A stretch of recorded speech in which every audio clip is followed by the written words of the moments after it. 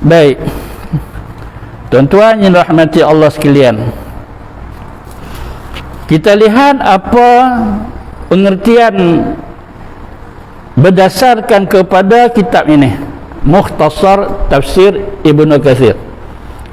Tafsir Ibnu Katsir yang asal dia tebal, yang ini diringkaskan oleh Haji Salim 2 orang dan satu lagi Haji Sa'id. Saya baca terjemahan berdasar kepada kitab ini.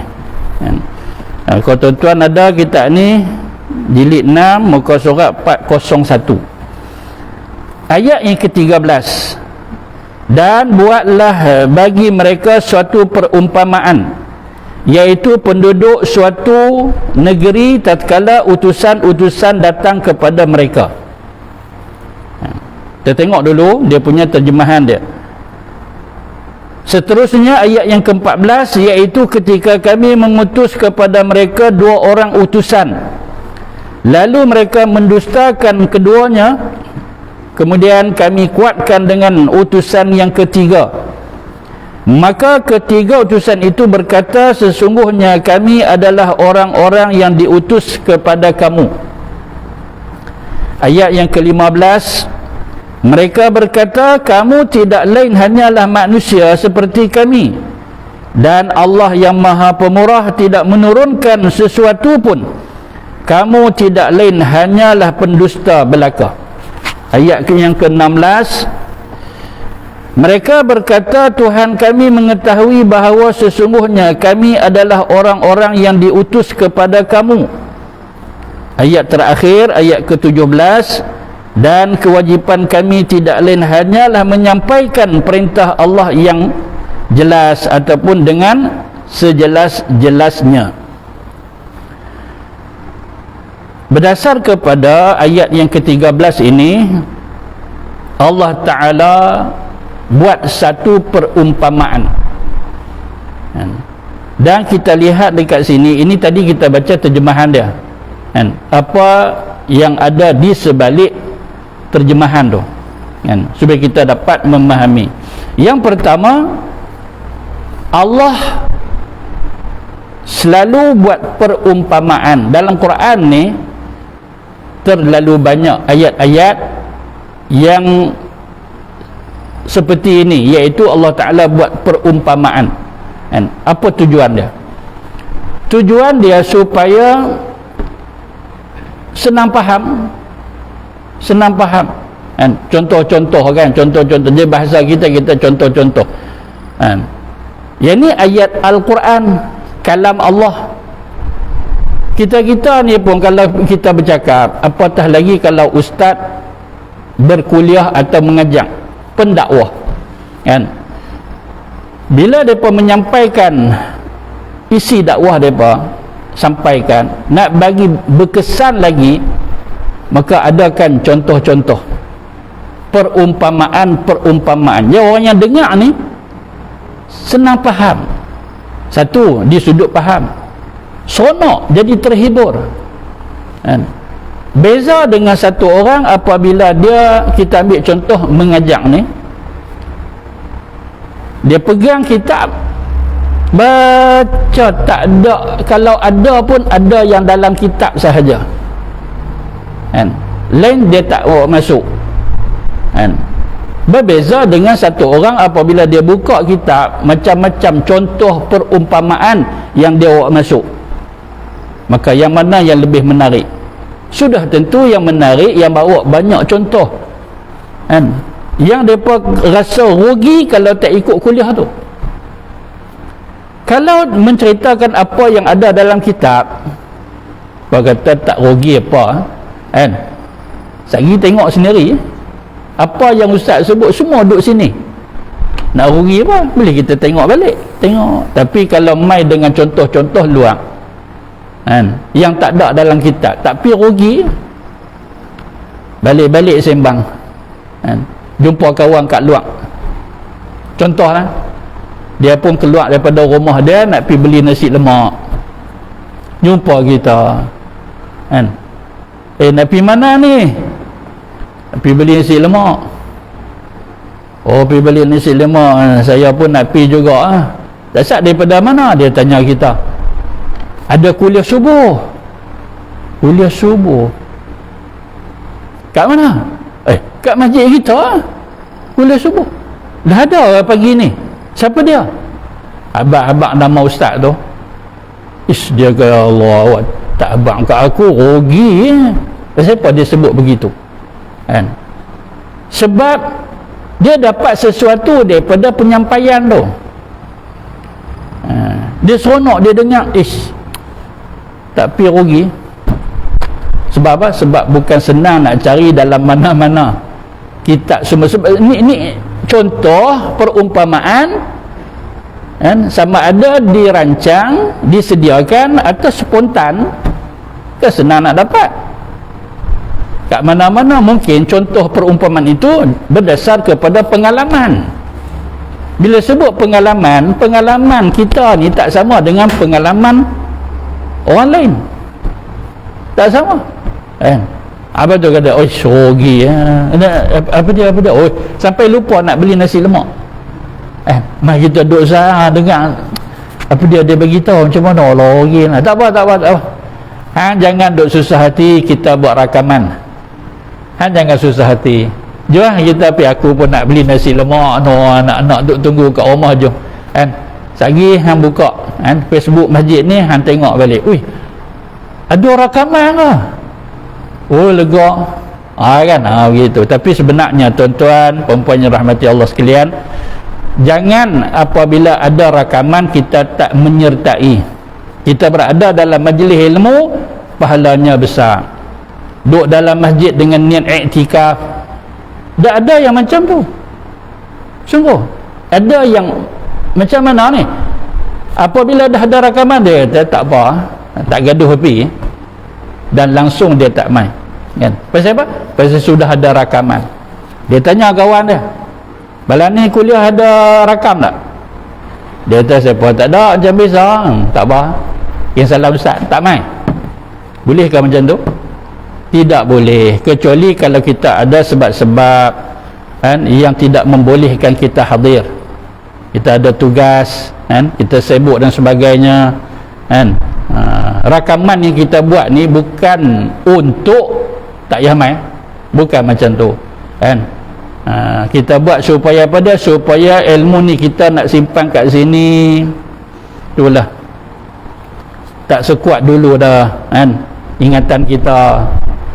Dah berumur ni, pas kita pula sibuk, tak ada nak main. Jangan kata yang tak main tu kita kata semua penyegan, sibuk tak dan. Bila ada yang sebegini, maka manfaat dia lebih, kita boleh sampaikan kepada orang lain. Kita nak habaq sendiri, kita tak mampu nak cerita macam ustaz ceritakan,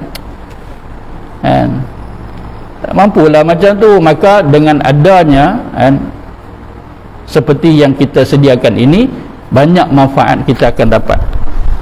Tuan-tuan yang rahmati Allah sekalian, maka apabila kita sebut tentang perumpamaan, faham kita apa dia? Bahwasanya dengan contoh tadi memudahkan untuk kita nak sampaikan mesej kita. Dengan adanya contoh yang lain, mereka terima pun dengan lapang dada, dengan kefahaman yang lebih mantap dan sebagainya. Lahum di sini iaitu orang-orang yang menentang kerasulan, yang tidak beriman kepada Allah Ta'ala.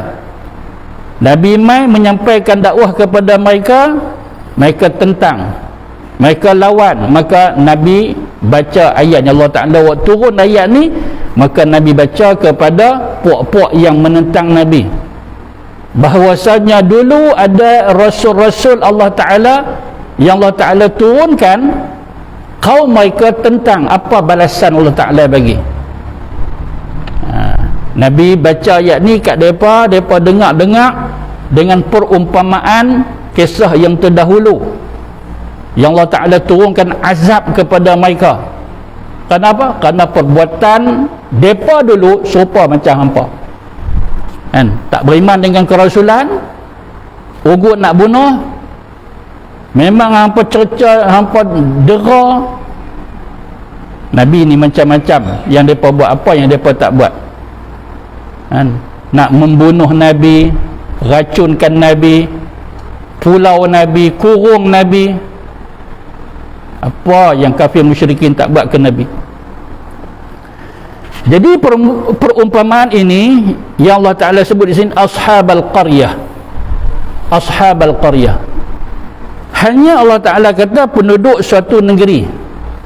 Maka ulama kata negeri ni tak berapa penting sangat negeri mana, kan? Kalau penting maka Allah Ta'ala sebut nama negeri tu, kan? Sebut negeri apa kan? Mesir ke, lagi pada lagi Mekah ke, apa-apalah, kan? Negeri yang terkenal ketika itu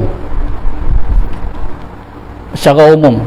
Namun ramai ulama-ulama mufassirin yang mentafsirkan Quran, qaryah di sini iaitu satu negeri yang bernama Antakiyah.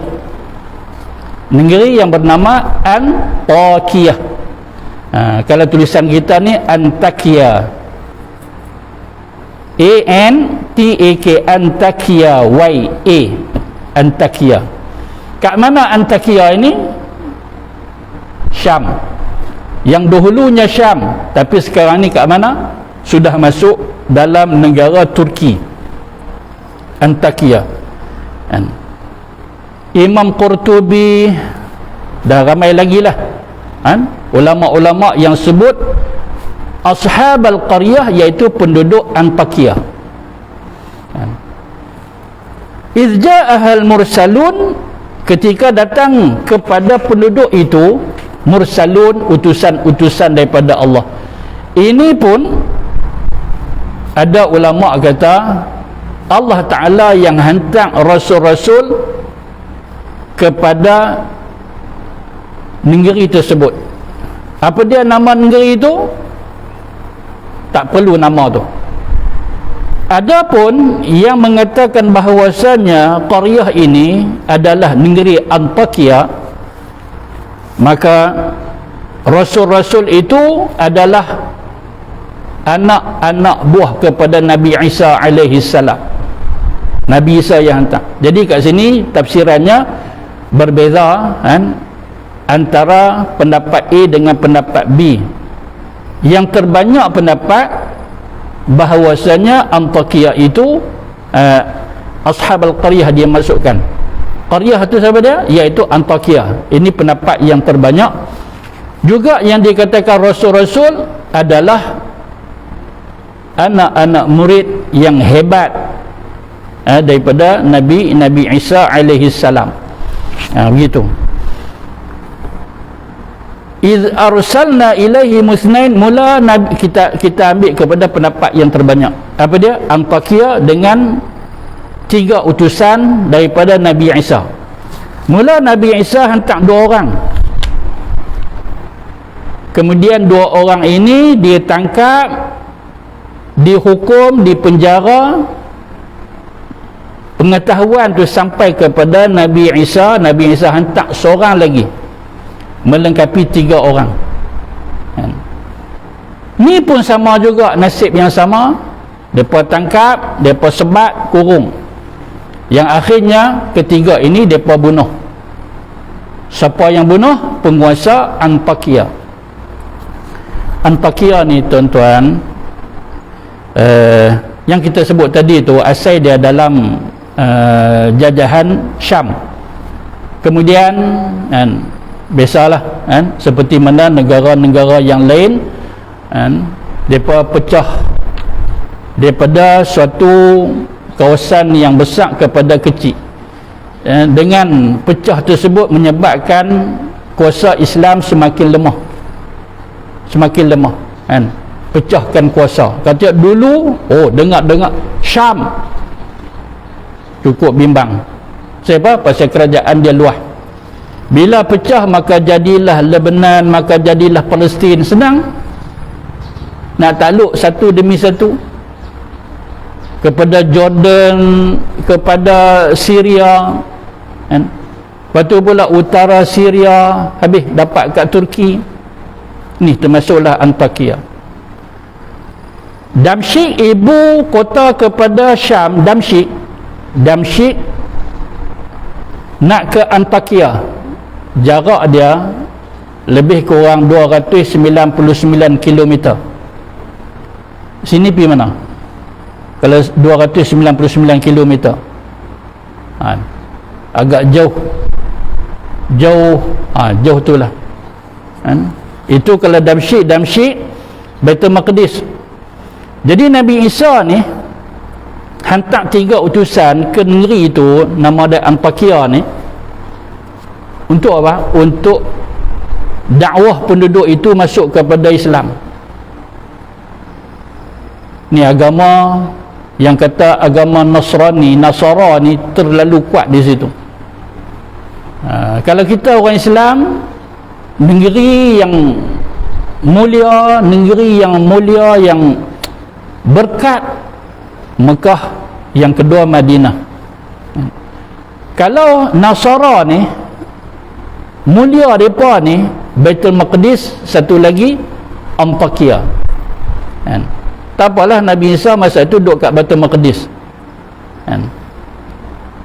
Maka dia hantar utusan daripada dia untuk dakwah penduduk Antakya. Ajak mereka, mailah ke agama yang sungguh, jangan duk menyembah lagi berhala-berhala ni, tak usah sembah Allah Ta'ala yang satu. Inilah tujuan Nabi Isa hantar 3 utusan ke Taryah yang dimasukkan itu Antakya berdasar kepada pendapat yang terbanyak. Mula cerita 2 utusan ni bila sampai dekat Antakya, jalan dulu. Bayangkan perjalanan yang lebih kurang 300 km. Kalau naik kenderaan pun naik kuda.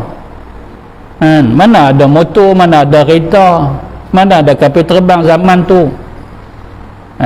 Jarak 300 km ni letih, ambil masa berehat, esok sambung pula, malam tak larat lah nak berjalan, rehat malam ni, ambil kat tempat mana-mana tu pun kalau selamat ke tak selamat, celah-celah batu kau ulang keluar ke, penyamun ke tengah-tengah jalan. Ni semua rintangan yang banyak, perjalanan yang macam tu. Tu cerita zaman dulu. Zaman lah ni senang, tar, kereta aircon, duit banyak, beli yang sedap sikit pakai, tekan-tekan sampai, tekan sampai tu, tak tahu kereta apa, tak mau naik kereta, naik motor tayar besar, belakang besar, tayar depan kecil, alah macam-macam, kecil sama-sama, besar sama-sama, tenggelam kepala. Dia punya ni steering tu tinggi atas pada kepala lagi, motor lah macam-macam, beli yang macam tu dia ubah jadi macam ni. Tak apalah, yang tu cerita orang yang nak repair motor dia. Zaman dulu macam mana perjalanan yang begitu jauh. Bayangkan bila sampai, maka 2 utusan ni apa yang berlaku kepada mereka, jumpa dengan satu orang tua, bagi salam. Orang tua tu tanya balik, kamu berdua ni siapa dia? Bagi tahu, kami daripada utusan, kami adalah utusan Isa, datang untuk berdakwah kepada agama yang sebenar, Islam. Tak usah duk sembah lagi bahala-bahala, tu semua tak betul. Tuan saya semua Allah Ta'ala yang buat. Adakah kamu boleh tunjukkan bukti yang kamu ni benar? Dia kata boleh, apa-apa insya-Allah dengan izin Allah Ta'ala. Dia kata kalau tuan boleh buat sesuatu yang menyebabkan saya yakin tuan ini benar, saya akan ikut. Maka mereka ni 2 utusan ni tanya apa dia yang pakcik mau, lebih kurang lah kita punya dialog, apa yang pakcik mau kami buat ni. Orang tua tu kata apa dia, saya ada anak lelaki yang sakit lama, kat sana sini saya duk berobat pun tak jadi apa, sakit duk terlantar, saya dah tua, harapkan anak lelaki ni lah aku nak tolong buat kerja harian, tapi dia sakit, tak bangkit-bangkit, tinggallah saya duk buat kerja seorang-seorang. Pakcik tunjuk rumah pakcik kat mana, mereka berdua pergi. Ringkasnya, mereka berdoa minta kepada Allah Ta'ala kesembuhan. Allah turunkan sakit, Allah jua yang menyembuhkan. Mereka pun baca sesuatu doa depan anak lelaki pakcik ni, pegang urut sikit, tiba-tiba sahaja bangun, sihat, boleh berjalan, boleh bercakap. Dia keluar, orang kampung tengok terkejut. Orang kampung ni tahu lama dah sial kat pakcik tu, dah ada anak seorang, anak sakit pula, nak buat macam mana. Adalah yang baik-baik tu main nak tolong ni, saya nak ikhtiar sikit pakcik, boleh ke? Boleh lah kan, siapa pun main lah kan, orang no main, orang ni main, kena bayang tak tahu lah berapa ribu habis kalau lah ni dengan rawatan yang macam tu kan. Orang no main, orang ni main nak tolong, Allah Ta'ala tak bagi lagi kesembuhan. Rupanya kesembuhan ada pada dua orang ini. Tengok terkejut, hang sekian nama, ya saya kata sakit memang, sembuh hari ni, macam mana pula boleh sembuh kan? Siapa yang rawat apa semua? Dia bang, dua orang tetamu ayah dia terkenai kan, orang nomai, orang ni mai jumpa apa semua kan? Maka terkenai, dan kedua mereka ni sampai kepada pengetahuan raja situ, Raja Antakia ketika itu. Ini cerita dia panjang tuan-tuan kan? Kalau tuan-tuan nak tengok cerita dia, boleh lihat kepada kitab-kitab tafsir kan? Yang akhirnya sebab apa?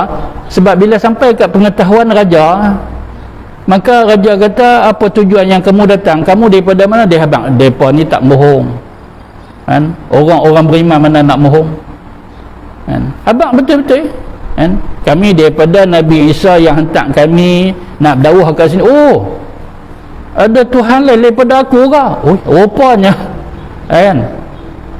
Pemerintah Antakia mengaku kata dia ni Tuhan juga. Ada lagi ke Tuhan daripada aku? Siapa tak ada pula? Aku, kami berdua, kamu terus tak ada sultan ke apa ke, tuanku ke apa ke. Ni semua ni Allah yang satu itu yang buat. Semua kita ni kena sembah dia, kena kurung lah, kena hukum lah kan? Sampai kepada Nabi Isa, Nabi hantar satu orang lagi. Yang mai tu mula-mula dia rahsiakan diri dia kan? Dia rahsiakan, dia buat-buat tak kenal dengan kawan dia ni kan? Sampai raja percaya, kata depa ni tak ada hubungan. Tapi akhir-akhirnya raja boleh tangkap dah, rupanya depa ni sekawan juga kan? Dia pun kena hukum kan? Dia pun kena hukum sekali. Jadi tiga-tiga yang inilah yang disebut di sini kan? Fakazzabuhuma fa'azzazna bisalisin faqalu inna ilaikum mursalun. Tiga-tiga ini dakwah yang sama. Kami ni utusan nak dakwah kepada kamu. Rasul pertama kata macam tu, rasul kedua kata macam tu, mai yang ketiga akhirnya pun dia kata macam tu kan? Ni tujuan kami mai nak dakwah kamu semua. Qalu ma antum illa basyarum misluna. Ini yang berlaku kepada Nabi kita sendiri. Maka oleh kerana penentangan itu lebih kurang sama, ni yang Nabi habaq kepada kaum musyrikin, kisah yang terdahulu Ashabal Qaryah kan? Yang mendustakan rasul-rasul mereka hampa pun sebiji macam tu. Apa kata apa? Buat apa utuskan rasul macam manusia, mau macam malaikat tu? Pasal apa? Manusia serupa kami juga kan? Ayat tu serupa kan? Seperti mana zaman-zaman terdahulu, termasuklah yang ni yang Allah Ta'ala bagi perumpamaan Ashabal Qaryah kan? Mereka tolak kerasulan Nabi. Mereka kata buat apa? Manusia Lagi pula hang ni miskin, yatim, kan? Tak pandai tulis lagi, tak pandai baca lagi. Betul Nabi kita, kan? Tak boleh tulis, tak boleh baca. Oh, depa pakat hina. Wa ma anzala ar-rahman min syai'in in antum illa takdzibun. Sebenarnya, kan, Allah yang disembah itu tak pernah pun hantar orang-orang yang macam hampa ni. Tak ada, kan? Allah Ta'ala tak turunkan sesuatu pun utusan daripada dia. Hampa yang pembohong. In antum illa takdzibun, kan? Sesungguhnya kamu tidaklah melainkan pembohong-pembohong belaka. Qalu rabbuna ya'lamu inna ilaikum lamursalun. Mereka semua ni kata, tiga-tiga rasul ni, hampa nak kata apa, hampa katalah, kan? Yang penting kami sampaikan mesej kami ni. Apa yang disuruh, itu yang kami sebut. Ini yang kami hadap kepada hampa. Sama ada hampa nak terima, tidak, kami dah berlepas tangan dah, kan? Ini yang Allah Ta'ala suruh, kan? Ajak kamu kepada agama yang sebenar, menyembah dia, bukan menyembah selain daripada dia. Hampa nak lawan, hampa nak tentang, terpulang, kan? Tapi nak bagi tahu kepada kamu semua, Allah Ta'ala itu maha mengetahui. Inna ilaikum lamursalun. Kami ni utusan-utusan yang diutuskan mengajak kamu semua beriman kepada dia. Allah yang tahu. Kami habaq yang sungguh kamu tidak percaya, kamu menentang lagi. Wa ma 'alaina illa al-balaghul mubin. Tidaklah kami datang ke sini melainkan satu tujuan, iaitu untuk menyampaikan satu kebenaran daripada Allah Subhanahu wa ta'ala. Tapi apa akibat dia? Cerita ni dia tidak terhenti kat sini sahaja, bahkan dia sambung lagi ayat 18, 19, 20 dan seterusnya. Maka akhir cerita, tiga-tiga rasul ini termasuk pakcik mula, kan? Yang kata tolonglah ubat anak saya kalau hampa ni betul.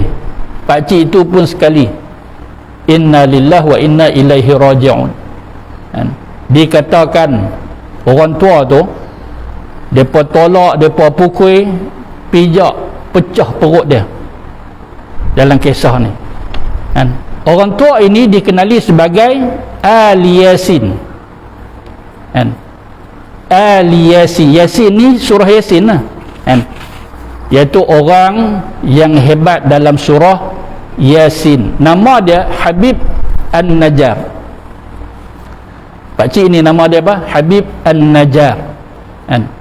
Dia mai daripada kampung dia, dengar-dengar kata dua utusan mai campur seorang lagi pula, tiga utusan yang dilanyak, yang dipukul, yang dikatakan mereka ini dihukum sebatan 100 kali tiap seorang. Raja yang zalim itu sebat, suruh pegawai dia sebat, ikat, sebat. Tiga rasul ni tiap-tiap seorang ni 100 kali 100, kan? Selain daripada hukuman-hukuman yang lain, bagi dulu sab. Ini, kan, di sebalik ni. Jadi sebab itu kita ni, ayat ni dan ayat yang lain, Allah Ta'ala pesan dah, baca jangan duk baca terburu-buru, bahkan baca sekali dengan tadabbur. Baca sekali dengan tadabbur, kan? Kenapa? Kerana orang yang apabila dia tadabbur, macam ni contoh, sebelum ni biasa ya kita duk baca ayat ni, tapi selepas kita dapat sikit ilmu, kan, belum mantap lagi ni, baru sikit dapat ilmu, nanti bila kita baca ayat ni, tak kiralah bila pun yang kita duk baca Yasin ni, sampai-sampai kat sini 13 sampai ke 17 ni, kita dapat dah, kan, gambaran cerita yang kita sebut pagi ni, kan? Oh, teringat kuliah subuh kita. Oh, dapat cik tua ni, kan, nama dia Habib An-Najjar. Oh, anak dia sembuh dengan dua orang yang main nak dialog itu dan sebagainya, kan? Lain, pembacaan kita dengan sebelum yang kita tahu ni. Tak tahu baca macam tu lah kan.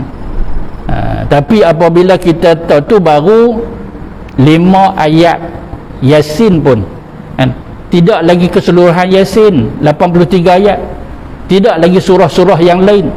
Kalau surah-surah yang lain semua macam ni kita baca, semua kita tahu kisah-kisah di sebalik kan, sama ada Ashabul Kahfi ke, Zulkarnain ke kan, ataupun kisah Nabi Musa perjalanan jumpa seorang yang soleh kan? Banyak rahsia yang dia dapat daripada orang yang soleh itu pada 2 pertemuan kan? Pertemuan 2 lautan, Majma'al Bahrain, dan banyak lagi kisah yang lain. Nampak rasa apa hati kita? Rasa seronok dengan kalam Allah. Seronok. Pasal apa seronok? Pasal kita tahu ya Allah Ta'ala turunkan Quran bukan setakat kita nak suruh dibaca, bukan nak suruh baca sahaja, bahkan sampai kita tahu. Bila tahu, baru kita menghargai, baru seronok. Dan sememangnya dalam Quran terlalu banyak kisah-kisah yang dipaparkan kan, sama ada secara langsung ataupun tidak langsung. Jadi insya-Allah saya rasa setakat itu sahaja sedikit sedutan daripada surah Yasin ayat 13 sehingga ayat 17 untuk manfaat kita bersama. Mudah-mudahan kita pun jadikan ayat-ayat yang lain seumpama ini kan? Bukan setakat kita baca nak betul tajwid sikit sebanyak, bahkan lebih pada tu kan? Tengok kitab-kitab tafsir yang lain, apalah maksud ayat ini, apa cerita di sebaliknya.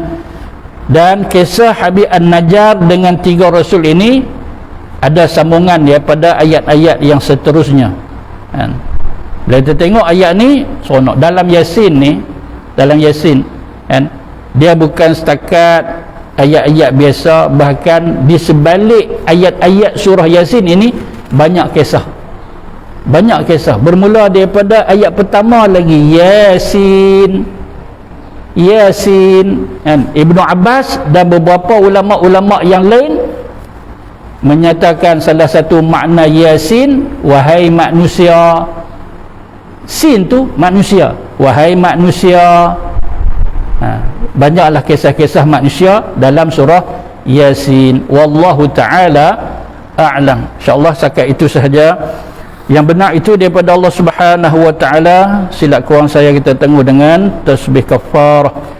Bismillahilladzi la yadurru ma'asmihi